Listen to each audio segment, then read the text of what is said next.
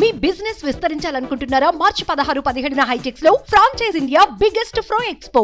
కాంగ్రెస్ పార్టీకి రాష్ట్రంలో అసలు మనుగడ ఉందా? అది ఆలోచించడం అక్కడ సారథి ఎవరన్నది తర్వాత ఆ విషయం.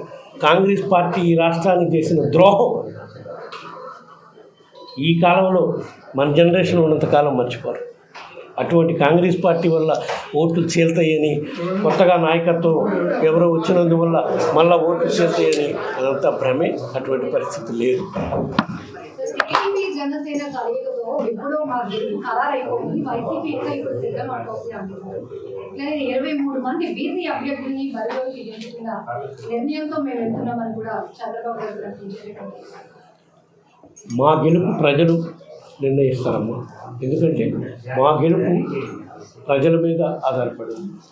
మా నమ్మకం ఒక్కటే, మా గౌరవ ముఖ్యమంత్రి గారు చెప్పారు, మేము ప్రజలకు మేలు చేసే కార్యక్రమం చేశాం కాబట్టి ప్రజలు మాకు పట్టం కడతారు, మళ్ళీ మాకు అధికారం ఇస్తారని మేము నమ్ముతున్నాం. చంద్రబాబు నాయుడు గారి లాగా, పవన్ కళ్యాణ్ గారి లాగా అమలు కాని హామీలు ఇచ్చే కార్యక్రమం మా ప్రభుత్వం చేయదు, మా ముఖ్యమంత్రి చేయడు. కాబట్టి మాకు ప్రజల మీద నమ్మకం ఉంది. ప్రజలు మమ్మల్ని విశ్వసిస్తారు. తప్పకుండా రాబోయే రోజుల్లో మాకు మేలు చేస్తారు. సూపర్ సిక్స్ ఎక్కువ ఏదైతే జరుగుతుందో సూపర్ సిక్స్ అని దానివల్ల ఎక్కువ మేలు జరగబోతుంది, ఇంకా ఎక్కువ సంక్షేమం అందిస్తామని కూడా నారా లోకేష్ పదే పదే చెప్తా ఉన్నారు. దాని ఎలా చూస్తారు?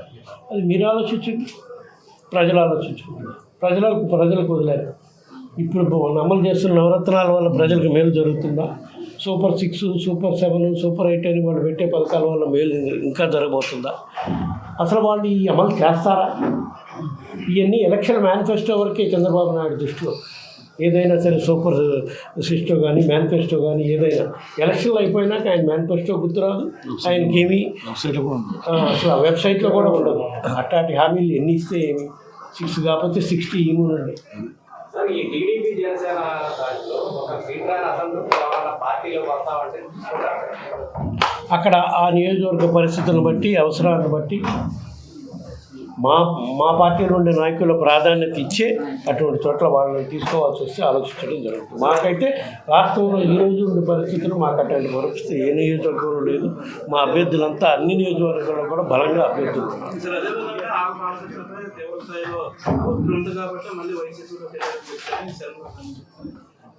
ఆయన పార్టీలే మళ్ళా తిరిగి వస్తానని చెప్పిన రోజు ఒకటే చెప్పాడు, జగనన్న చేసే కార్యక్రమాలు చాలా అద్భుతంగా ఉన్నాయి. కానీ ఆ రోజు షర్మిల గారు నేను కాంగ్రెస్ పార్టీలో చేరుతున్నాను, నువ్వు రావాలి అన్నా అంటే పోయాను. కానీ అక్కడ పరిస్థితులు చూసినాక నాకు అక్కడ పరిస్థితులు నాకు బాగా అనిపించలేదు. అందువల్ల నేను మళ్ళా వైఎస్ఆర్ కాంగ్రెస్ పార్టీలో ఉండాలి. ఉండటమే కాదు, జగనన్న పెట్టిన అభ్యర్థులను మంగళగిరిలో ఇంకా చుట్టుపక్కల నియోజకవర్గాల్లో ఎక్కడ జగనన్న పెట్టిన అభ్యర్థులను గెలుపు కృషి చేస్తానని కూడా మీడియా సాక్షిగా ఆయన మీకు చెప్తాను.